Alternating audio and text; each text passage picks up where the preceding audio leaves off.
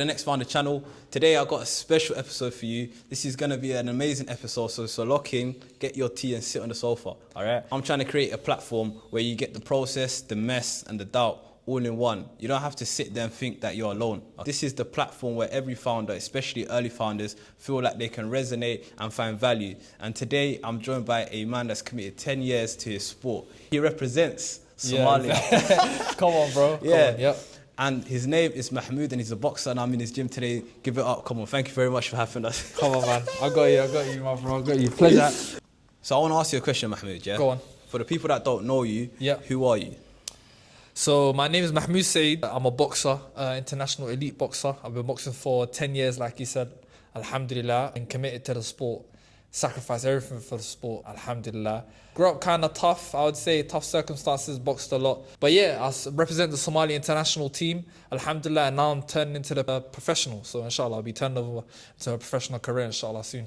Professional? Yeah, I'm chilling with a professional. Yeah. Trust me. I'll get you there, man. Sometimes money might be the only motivation some people have, but I feel like there's a deeper motivation, but people don't give themselves time to take time away from their friends and people around them and give yourself the opportunity to actually think about what you want to do, man. Sometimes that's important, bro. I know I can probably relate to you in this department where around the same age, I'd say there's been phases where you're in the noise and you try to be in the noise because you don't want time to yourself and to think. And when you have the opportunity to think, that's when good things happen. But you need to give yourself that time. Interesting. You know what I mean? You're saying that you created the environment for you to think. You noticed that you had goals. And without creating that environment, it would have been much more difficult. 100%. I had to get around the people, the friends and stuff that I was around. It wasn't good for me. I noticed I was doing it just to get away, just to spend time with them, and I didn't have to think about what I wanted to do because I was unsure. When you're young, you're very unsure, and it's normal. 20-year-olds, 22-year-olds always feel like they have to have it figured out, and they don't. You know? I resonate with that. Me, especially as an early founder, I don't know what the hell I'm doing. So most of the time I'll be on the couch, I would get this overwhelming feeling of like 100 ideas. I don't know what to commit to. I don't know what's worth it. I don't know what infrastructure is worth building. Right. I also don't know where to get the money from. And that's a massive problem when you're younger. Yeah, I know what you mean. But then you grow up and you realize money's not the only problem. It is not the only problem. You've got 100 other problems that you need to figure out. Exactly. So, that's a good angle as well because a lot of people, they always glamorize succeeding already, but they don't talk about some of the confusion and stuff that you go through getting up to that point. Nothing's set in stone. Sometimes you have to figure out, and that's what you did. You're figuring it out and you're going along with it. And alhamdulillah, trust me, that as we go along this road of figuring it out, things starts to get brighter, where you start to figure things out. And then if you actually take the time to settle and look around, wallahi, you'll start to see those opportunities starting to come, and you'll start to see, oh, that's the next step. Oh, I see what God's doing. That's what I'm meant to do next. But wallahi, a lot of people miss the opportunity because you know why? They get so lost in that, oh, I'm confused. They don't take the time to look around. Wallahi, the next thing that you need to do, the next step is around you. Just take the time to look around sometimes. Wallahi, that's all it really takes, man, really. That's what I think anyways. That's serious advice still. Yeah, bro. I don't even have a rebuttal for that one. I think that you hit that one on the head. Trust me, bro. Trust me. I think you figure out as you go, man. He's the professional. I have to ask this question, and you probably got it a lot already, but I want to know, I haven't heard it. Okay. So what first pushed you to step into boxing? Was it passion, discipline, or something deeper? I'd say something deeper. Alhamdulillah, the way I explained it earlier, my life was kind of difficult growing up. We moved around a lot, alhamdulillah. Been through the worst, bro. Racism, you could say. I've also been sent back home to Somalia as well. Wow. But one common thing that I've noticed was I love to fight.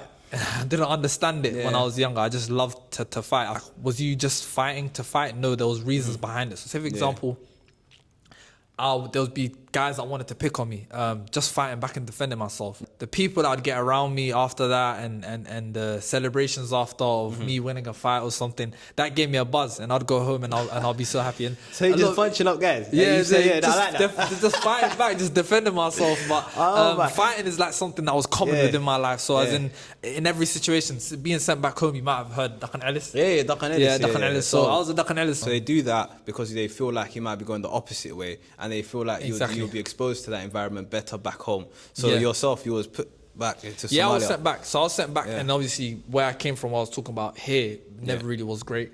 We went back home, and I'm fighting again because I'm fighting for the sake of people are taking Mickey, I'm new here, I'm not familiar here, so I'm fighting again. But I'm young, growing up, doing all of this. So it's like that was also always a common theme, like in my life, where I would always be fighting back or whatever. So it was a lot of struggle coming growing up. So alhamdulillah, once I got to the age of, I'd say 13, 14, that's when we came back. And I remember watching a Muhammad Ali documentary, and wallah, his charisma, the way he was as a person, his confidence in himself, and just as a human being, that same documentary will keep playing over and over again when I was on holiday. And I was watching, I remember just watching it. And then I grew in love with the sport. And then that's when I said, I'm going to do it. And I remember telling my mum, she didn't really took it seriously. She was like, oh, you're not really going to. She never thought I was serious. Yeah. How important has family been in your journey? I'd say massively. In ways that people probably assume, like they'll assume because the usual script is like you do it for the sake of your family and this and that and that. My family never wanted me to do it, and you could understand the reason why. In a Somali household, the common thing to do or be is a doctor, lawyer. That's the thing that they're aiming for you to be. Anything outside of that box is what you're doing. Long day. It's long. Most communities could probably relate. It was either doctor or something that takes you 6-7 years, you know what I mean, and then some educational establishment. Yeah, literally. And anything beyond that creates friction or forces a parent to understand or change, and that's always 100%. An uncomfortable feeling for a parent. It is very uncomfortable. To say the least, I understand. Yeah. Trust me, bro. Trust me. I think a lot of Somalis can relate nowadays. And it might not only just be boxing or sports in general. It could be a lot of other things social media, influencers, just outside the box things that they don't commonly see. Yeah, those type of things. They're the barrier breakers in my eyes, and they're the amazing people behind. Would you say you're the barrier breaker? Yeah, definitely. I would say for me, I was always been that one guy that's done something completely different to everybody else. No one in my family pursued sports the way I have. None. So you're at this level where you're about to turn professional. No one before you has ever done this. Nope. So no older brothers, no. Played football here and there. Yeah. Never really pursued it. Pursued it. And when I say that, I mean the sacrifices behind it. There's a lot that goes into sport that people don't see behind the scenes. But yeah, bro. Yeah, that's crazy. Yeah. So when I walked into the boxing gym, a lot of the participants, we're gonna call them, were really listening to your voice. You know. Yeah. You gave characteristics of a leader, in my opinion. Yeah. Jazakallah khair. Yeah. You said no one's done this before. Yeah. And you're on your way to becoming a professional, inshallah. So, did you recognize these skills in you, or did you just amplify them because you recognized them from an early age? I said I amplified them. And the way I did is, I would say I wasn't the most confident growing up. I had a lot of insecurities and low confidence. Alhamdulillah, as I boxed, confidence built up, and alhamdulillah, I benefited a lot from the sport, like discipline and things that you can take away to normal life. So even just the general Joe, that's why I tell all of these people that come here today, like that I train, I always tell them, like, boxing is more than what you lot think. Like, you will learn so much doing this sport. Wallah, you will learn so much, like just doing this, discipline behind it. To even get in the ring and spar, it takes a lot of ego you have to kill, and a part of you has to be vulnerable, knowing that you can't do all of these things and defend yourself, and you wanted to learn as well. But it teaches you so much. And wallah, alhamdulillah, the fact that I was able to train and the training in itself is what helped me build that confidence in myself. And I'd say I was opening new levels to myself. That's what I always say, new levels to myself as I was going along. It never happened overnight. Just building that, and every time I trained harder and I worked harder, over some time I would see that training show in the ring, and then I'd be like, oh, so I can actually manufacture the type of person I want to be in the ring as a fighter, make myself better. There's no limitations set on me. I'm sure I can interrupt you right there, because I want to capture that. Yeah. You said that you recognized it over time, that you want to amplify things, and you recognize things about yourself. I want to get it to the viewers and the audience that they can actually choose to understand themselves and take the good parts and amplify them. And then put yourself in positions or environments where you can go become professionals or become a founder 100%. Or to just conquer whatever hell's in your head. You know what I mean? Whatever you want. So maybe something we're going to learn from Mahmoud today is trying to look out for those skills or those things that you're good at. Or maybe listen to your peers or people that are around you, like these lovely participants. 100%. They might look at you as a leader. They might tell you that you're good. Everyone was telling me Mahmoud's humble. So I'm going to tell you you're humble. You have to accept that. I'm going to have my thoughts now on camera. But what it is, is that we fail to listen sometimes. You Yeah, know? yeah. And Jazakallah, bro. Yeah. maybe they were saying you need to just roar because Yeah. you're a lion, man. And Yeah. I feel like I'm getting that as well. So yeah, man, maybe you're on I the back. appreciate that. Yeah. Now trust me. Cool. Now everybody was saying that. I come from a humble place. The reason why I feel like I'm humble is because of the circumstances I've been through. I try to tell people all the time. I was never someone. Well, I never saw myself as someone that'd get to this point. Yeah. Like I said, I had wanted to do this, but there wasn't a lot of self-belief, and that's what I'm trying to tell a lot of people. If you're struggling with confidence or self-belief, wallahi, as long as you're taking the necessary steps to get to that point, you will achieve what you want to achieve. Just keep put one foot in front of the other, and slowly but surely, wallahi, you start to develop into that human being that you want to see yourself becoming, because nobody else is going to do it for you, unfortunately. You're going to have to do it for yourself. But I love that. yeah, low confidence is something that I grew up with. That's what I tried to say. So when people come, I'm never going to change who I am as a human being. I feel like that's what I always say. And even I know you might see how the professional boxing game is. A lot of people talk before they fight. Yeah. That's not something that I see myself doing. Interesting. Why? I'm humble. Why though? Because sorry to interrupt you. Go ahead. But a lot of the time, people compromise on faith. They compromise on things that they shouldn't. Yeah. Or just to get to a certain position. Yeah. And you said, even as a professional, there's parts of it that you don't resonate with. 100%. And you said you won't change that. Yeah. That takes, I don't know, a personality or skill. Exactly. Yeah? It does. So how do you deal with that in this environment? I feel like for one, I will say I'm not the only person to do it. There's been people before me. You might have heard the name Terence Crawford. You might have heard Muhammad Ali. There's many fighters that were different in their own ways. I'll say Muhammad Ali was brash and confident, but in the right way. You could say he carried himself humbly. He was just confident in his own abilities. Yeah, God. Not to say that I'm not confident in my own ability. I'm forever confident in my own ability. When I'm talking about myself, I'll forever talk about myself in confidence. Love the confidence. Yeah, God. Alhamdulillah. But when it comes to circumstances like being out of character, I'll never act out of character just to give the audience a show, or to change a way just to get a benefit or to get something better for myself. And so myself as well. Yeah. It's been a test, especially living in the UK. Yeah. Wallahi, it is a test. Yeah. I'm not gonna name them, but there's a lot of tests. Yeah. And I can only speak from a male perspective. Yeah. And it is very hard to always stay focused and do the right thing and make the right choice. Yep. Yeah. In boxing, they talk about discipline. Okay. In movies they show us skipping, I don't know, early mornings, jogs and whatnot. Is boxing really that, firstly? And does it require discipline? 100 million%. 100 million%. I think when you say discipline, you say boxing. Yeah. And when you say boxing, you say discipline. You can't choose one or the other. They both come together. It's like a care package, all in one. This sport is grueling. I know a lot of people see it. It's a dark side sport. That's what I call it. Dark side sport. In the sense of when they say it's a man's sport, it kind of is, because you are kind of risking your life. In a sense, you are risking your life when you step in the ring. And I'm not saying it in the lightest way. Like I'm saying it for what it is. I love what I do. It's what I do. I enjoy it as a passion. But at the same time, the risks are still there, whether you like or not. There's risks in everything. Even just stepping outside your house, there's a risk.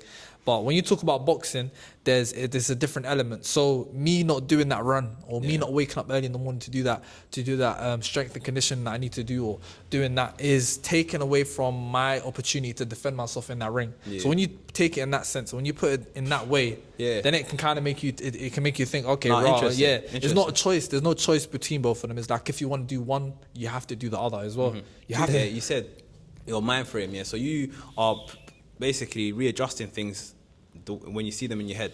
So you said it will stop me from protecting myself in a negative way if I don't go for that run, or if I don't do that particular action. Exactly. You're going to have to. Yeah, so how do you do that? Because a lot of people can't reframe thoughts. So in the morning you might have to go to the gym. Yeah. But you feel like I have to get up and go to the gym. That might not necessarily get off the bed. But if you reframe that, Now you want to get up. Now you want to get up. Exactly. So how do you do that? I don't think there's no magic to it. I think people just need to understand the concept. As long as you can I always say reverse engineer everything. Just like if you want to accomplish something in your life, like say for example, I want to be the best in the world. I got reverse engineered that from the top to bottom. And every time you can do that, you can see the necessary steps you need to take to get there. Do you know what I'm saying? So you need to picture yourself to be in that to being that person. Interesting. That's how I've always dealt with my life, and how I've dealt with opposition that I knew, or championships that were coming up. If I wanted to succeed, I'd always reverse engineer that championship, and I'll say to myself to be better than that guy. That's sick. So what I'm hearing is you would pick the ultimate version of what you're trying to do, or what you're trying to aim for. Exactly. And then you will see what a person that's trying to do that, or has accomplished that, action Yeah. and how they actioned it and how regularly. Exactly. And you will try and mirror those actions and those choices. 100%. And that's what would get you up off the bed. Yes. Okay, cool. Because a professional boxer wouldn't think twice about getting up and running. A professional boxer that's a world champion wouldn't think twice about that. The reason why he wouldn't think twice about that is because this is something he's getting paid for. This is something that he does for his living, to get paid, to look after his family. He doesn't. These are not choices for him. These are now things that's necessary to do to achieve what he's achieved and to win a world championship. He had to do that. So in my eyes, you always got to assume if I want to get there, I've got to do what he's already doing. Because that's the foundation. That's the basics, bro. You know what I'm saying? So. Yeah, cool. No, I'm with you. That's so sick, man. I'm overwhelmed by that response. Yeah, no, because you know what it is, and I have good people around me. I always say I have great people around me that always help guide me into the right position. My coaches at the club, Fisher Lodge, and the people around me. I've had great guidance, alhamdulillah, in the sense of they always in my ear telling me what I need to be doing and what it requires to get to anywhere. And alhamdulillah, because of that, I was able to put 2 and 2 together. But you figure things out. Like I said, 10 years into the sport is not light. It is a long stretch. And sometimes when people say it to me, it's crazy to me now. But at the time, I was just taking it one step at a time. If you know what I mean, I was figuring it out. So alhamdulillah, by the time I've known it, I've looked back and I'm like, wow, look how much I've accomplished. Alhamdulillah, look how far I've gotten. I'm like, raw, but it's only because I just taken the steps. Do you know what I'm saying? And you're figuring these things out. So for me, I'm a sole entrepreneur. Yeah, by yourself. I see it. I said that 3 times today, and I feel like I feel like I'm just out here telling everyone I'm a sole entrepreneur. Yeah. But anyway, Allah Mubarak. Thank you, bro. And it comes with its struggles. Yeah, it does. Yeah, I have to CEO the whole operation. Yeah, camera, it's mine today. Yeah, mics are mine today. Internet, mine. Exactly. It's a lot. Yeah, so I'm trying to show the audience how difficult we can be. Yeah, 100%. There's times I'm sitting there dreaming of a team. Dreaming of a camera person. But I still decide to do things because I want to take that next step, as you said. 100%, yeah. Can you tell the audience how important it is to have the right infrastructure around you when it's done, what it's done for you and your 10-year career? Alhamdulillah. Okay, cool. Well, we'll start from the people around you now. Just know the people that are around you from now. Are they helping you get towards the goals that you want to achieve? Are they supportive of you? Do they celebrate your wins like you do? Are they aiding you or guiding you towards that goal, whether you're taking a detour or you're not doing what you're meant to do? Are they encouraging you to do better? Are they encouraging you to do well? Those are your right friends, the right friends that look out for all of those things. And if there's people in your life, and I know a lot of people love to say acquaintances and stuff like that, you can have those, but who are you spending majority of your time with? That's the people that will change your circumstance or help you get to that next level. And alhamdulillah, like I explained to you earlier, bro, I had a lot of people around me, like I said, that are so-called friends. But whenever these pointers that I said and laid out, and I try to encourage younger people to figure out the difference between those friends and know which ones are more valuable. And the reason why I say that is because you need to start creating that space for yourself. Because for me, like I told you, anyone that comes here, bro, is within that bubble, alhamdulillah. And I created this bubble, and everyone that comes into it knows how to act or respect the bubble, because you don't walk into this place without knowing that it took years and years of reconstruction and seeing what needs to be changed. You walk into here knowing that this is something that's been built, and I'm going to respect what comes into this. And if you can't be here, wallahi, the door is there. Exactly, bro. Wallahi, and it's not even a disrespect or anything. No, I hear it. Well said, man. Well said. You create your bubble. Wallahi, you create your bubble. You create the surrounds around you, the people around you. That's on you. So I always say, try to create a space where when you walk in, you have confidence. You never have to look behind you or worry about anyone. You can worry about yourself. You can achieve things, and people will be happy for you, and you can do good things, and people around you are encouraging that. Anyone else, bro? Assalamu alaikum wa rahmatullahi. I'm with you. And look, so that's what I'm trying to do, you know. I'm trying to create this environment now where I can just be the founder I want to be, you know. Exactly. I want to be the person that chases dreams every single day and not feel awkward about it. 100%. I understand that. I resonate with that. Sometimes you're 2 personalities, one for your friend and one for your authentic self. 100%. And that is bloody exhausted. It is exhausted, no bro. one's It trying is to do exhausted. that. You know, but you know, it's good that he said that, because that's exactly what I was touching when I said you ain't got to worry about nobody else.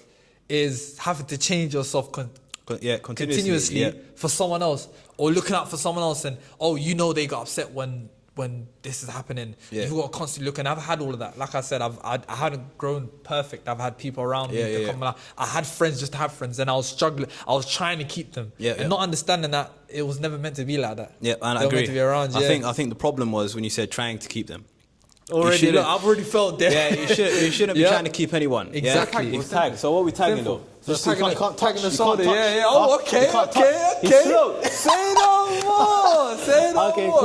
I'll speed it up for him. I'll gauge it from where you are. So if I touch your shoulder, you're done. Yeah. You're done. I feel like I got on, a little. bro. I feel like. Oh! He cut me off. Didn't even see that coming. Okay, cool. All right, cool. Yeah, now you're serious. Why you talk to me, bro? Oh, I feel like it's a nipple that I want to talk.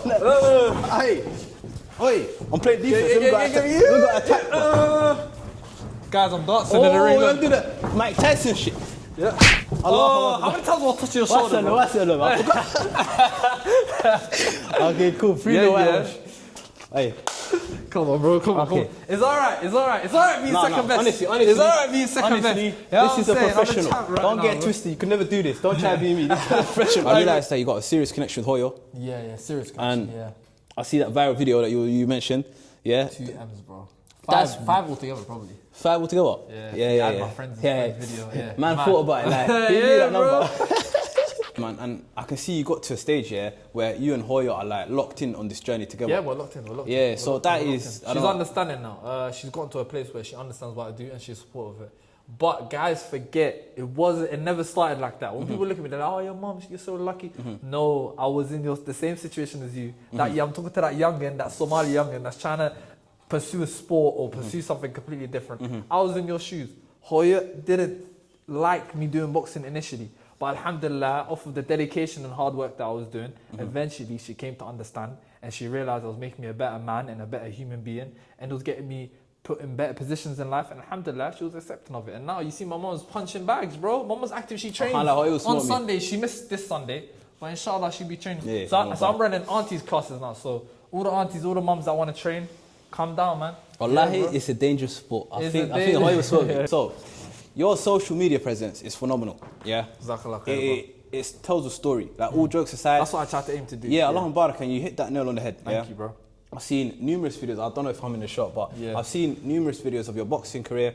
I see you telling people about different characteristics and strengths. Right. How have you used social media and how has it enhanced your journey and people just knowing about your journey? A lot of people, alhamdulillah, watch my videos and they always say I've been motivated, and I think that's what keeps me going. I don't really do it for the views now, alhamdulillah. I know it might be crazy. 5 M's. Wow, here we go. He's going to get me with that one. I'm joking. Yeah, but on a serious note, you deserve the 5 M's, and I understand it's a tool that you're using to utilize 100%, your journey. 100%. And as an early founder, social media is an amazing tool. Okay, I feel like a lot of early founders think I need a massive infrastructure or a marketing team, but the reality is you can pick up your phone nowadays and you can create this whole campaign. Exactly. You don't need to spend so much money. So I just want to shed light on any early founder that feels like they want people to understand what you're doing, or you want to shout about your brand, or you want to clarify your mission. Jump on social media, Mr. 5 M's. Oh, listen to him. I love it though. I love it. That's not bad. I'll run it with that narrative. No. It's got a little ring to it, bro. You're representing your community and your country. How much does that responsibility drive you or weigh on you? I wouldn't say it weighs on me at all. It only drives me, alhamdulillah. It is only a big push. The Somali community has been nothing but supportive of what I do, alhamdulillah. Yeah, like I said, it's niche. I would say sport, and not many of us doing it as well, alhamdulillah. So I take great pride in that. Wallahi, I aim to be the best I can be. I remember back in the day, there's one thing that follows me. I remember being young and initially saying that I was going to compete for Somalia and putting it out there in a message. And I remember looking over the comments, and this is when I was kind of like very self-conscious about things and stuff like that. And I remember someone saying, "Oh, look, there's another Somali that wants to do something that they're not good at and could possibly put us down." And I've always thought about that, alhamdulillah, and that's always played in my head. So accomplishing the things that I accomplished. I remember winning the London title, being the best in London, ranked #1, alhamdulillah, and lifting that title. And in my head, I was thinking, that played in my head, man. That played in my head, and alhamdulillah, I took great pride in that moment, like I said, and I was able to accomplish something here and do that. No, But yeah, man, Somali is a big part of everything I do, alhamdulillah. And that young self, that young me, the Somali young kid that was doubted, that was looked at, oh, you're Somali and you're boxing, and was looked at and doubted, and alhamdulillah, I fight for that person. No, amazing, man. I resonate with that. And you got my support anyway, subconsciously, before I even knew you. And now that, bro. I appreciate that's you, how we locked in. Yeah, we're locked in, man. And now that I know you as well, bro, it's even more, because I feel like there's going to be more kids growing up that will look at you, and that guy that said to you, what are you doing? And who the hell do you think you are doing that? Will end up being wrong, because you will prove them wrong. And inshallah, may Allah give you what you want, inshallah. I mean. It's been an amazing conversation with you, Mahmoud. I'll be honest with you. I'm so happy that I came across and come to the gym today. Yeah. Firstly, I've never ever seen a boxing ring in real life, you know. Never. It's your first time. Yeah, never been to a fight, nothing. So when you think about boxing, you think about Muhammad. Yeah, bro, that's seriously. Good, and I also was here when the participants were here, and it was all like working 100%. Like, I've never been in a van where everyone's doing 100%. Yeah, come from. A lot of times it's intimidating to be in a place where everyone's 100%, because you look like you're gonna stick out, you know. 100%, like a full sun, bro. Yeah, 100%. And now I'm here, I feel like I could be there. Yeah. So you've done 100%, bro. You're this close. From he's already in here. Don't worry, guys. This is my new protege. Trust me. I want the early founders, the people that are on my platform, to benefit things from you. And we've done that so much throughout this interview. And I hope that a lot of people have picked up on them and applied them in real life. But we're going to drop you with 3 more. Okay, so the first question. What's one underrated skill or mindset every person chasing a dream needs to master? One. I only have one. You only have one? Yeah, you're making it hard for me. But listen, I don't think it's hard at all. You know why? Because I think the number one thing you need, wallahi, in my eyes, is discipline. In all honesty, discipline is number one. Without doing things that's necessary for you to achieve anything, you can't achieve it. So discipline is number one. No matter how you feel, no matter how bad the day is, no matter whatever's going on in your life, you have to commit to whatever you've chosen to commit to succeed. I can't lie to you. I'm not those guys that just take your answer and agree with it. Okay, I want to see the disagreement. I want to see. Hey, man, move back, not back me back. Yo, we're gonna cut the camera in a minute, man. But honestly, like, a lot of people say, like, scrap discipline, scrap motivation. You know. Yeah. What's the number one thing for you? And they say that it's hard to do that, you know, or you should couple the two. Yeah. And you can't have one without the other. So do you agree and stand by discipline is the first thing, or it has to be coupled with motivation? Nope. I think it's the first thing. Fair enough. The reason why I'll say that is because motivation is not a lasting fuel. So if we was then give it in a concept of like a car, it's not lasting. It won't last you for long. But I think discipline is something that will get you to where you need to get to. It doesn't matter how you feel, but you're still getting towards it. Motivation, on the other hand, it can be a great source or tool, but sometimes discipline first helps the motivation to come. Motivation is through discipline. It comes through discipline. So you can be motivated to lose weight today. You can go outside, run, do whatever. Once you're done, you're going to come home. Tomorrow, you're required to do the same thing. Yeah. You won't feel like doing it. Motivation's gone now. He's left you. Guess what you're left with? Discipline. Discipline, because you've now done it and come home, that motivation comes back because you're like, rah, I'm that guy. I just did what's necessary. I hear it. Yeah, so motivation, I just think is an added thing. Whether it's there or not is an added thing. He says little uspo. Yeah, it's a little bit of seasoning. Just a little bit of seasoning, but the main thing that you need, the grilled chicken. You know, the grilled chicken is crazy. But I hear it. The shawarma. The shawarma is the discipline, bro. Yeah, no, I can't lie. I think you couldn't have said it any better. And I was just trying to I don't know, just play the Africa. Spice up. And honestly, because I agree, bro, people will ask those questions because everybody wants to be motivated by something to start something, right? Like you can't tell me to start something I'm not motivated by because it's impossible. I think it's still a thing there. Motivation is definitely needed. But motivation sometimes comes after discipline. In many instances, sometimes you might be motivated for something, but discipline is the one thing that will help you get to that point. Motivation is just there. It will be there before. It might be there after. It might be midway. Hit and miss with motivation. Hit and miss, but discipline, as long as you do what's necessary, you'll achieve your goals. Cool. Yeah. I think that is a serious answer. I think that you like that, yeah? That was banging. Yeah, it had a bit of sizzle in there. That one is a professional being a professional. Yeah. Okay, cool. What role does Dean have in your journey? I think it has the biggest role, alhamdulillah. Deen is everything, alhamdulillah. Having deen helps me succeed more as well, because even praying your salah is discipline in itself, and the sport comes with a lot of stuff, alhamdulillah, fame or whatever it comes with, alhamdulillah, and a lot of things can be distractions. And alhamdulillah, I think because in my head, I have that in my head where I'm like, oh, I'm a Muslim first, you get it? That helps me stay away from what's not right for me. So things like alhamdulillah, I never struggled with like smoking and drinking. It's not something I've ever done in my entire life. But even as is the fact that I'm a Muslim first before anything, that helps me avoid all of these things. And trust me, wallahi, the more you're open to all these stuff and these things can happen. So alhamdulillah, deen helps me keep me firm and singled out, and it helps me focus on what's necessary, alhamdulillah, and avoid what's not right for me. Beautifully said, mate.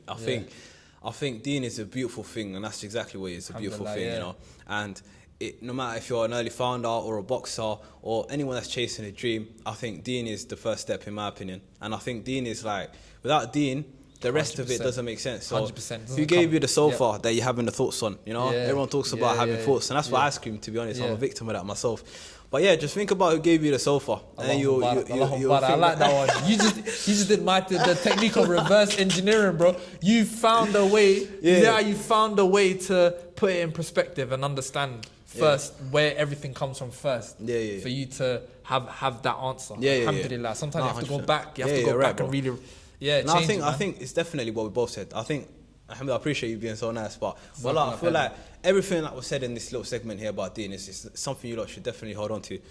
So thank you very much for coming to the Next Founder platform. You've been amazing. I think this has been my favourite interview so far, and I had the most fun. I've been in a boxing ring. Come on. So subscribe if you want to see what comes next. We've got more coming. We definitely do. I got one more question for you, and this is my slogan, my messaging, and the identity of the people that are joining my club, the Next Founder Club. Are you self-made or still making? I'm both. Okay. Yeah. Can I be both? Can I be both? You could definitely be both. Okay. I think that's a serious answer. But why do you think you're both? I still haven't gotten to where I wanted to get to. Alhamdulillah. But I will say I'm self-made in the sense of I started this on my own. I did this myself. This is through my own choices that I've made doing this, alhamdulillah. And I'm still in the making. We only are just getting started into the professional career, alhamdulillah. I still haven't had my debut, so watch out for that. But inshallah, definitely, I'm still in the making, bro. I think this is where I turn the page, and this is where everything starts, inshallah. So man, exciting, bro. Yeah, man. Exciting. That is a serious way to end this conversation. I want to say, Mahmoud, may Allah give you everything that you want to see in this life. Ameen. May Allah put blessing and barakah in the gym and everything that you do. Inshallah, I get to see you being a professional. Inshallah, have a session with him at one point as well. Definitely. You can try that 100%. Let's run a 1-to-1, bro. Inshallah, I appreciate you. And I think that this collaboration was mentioned earlier. It's been really fun, so hopefully we could do this again. 100 million percent. I don't think it'll be the last time you guys will be seeing me. And bro, I'm supportive of everything that you do. Thank you and I want to let you know that as well. I think this is an incredible thing what you're trying to do. Alhamdulillah. There's not a lot of people that you connect with straight away. And it's like I've known him for years. I've only just met him today. Alhamdulillah. Our last question was that, but I was gonna ask you what's next. And you know what's next? I want a rematch. And guess what? I've never ducked or dodged anyone. I'll fight anyone, bro. Let's go again. Let's do this.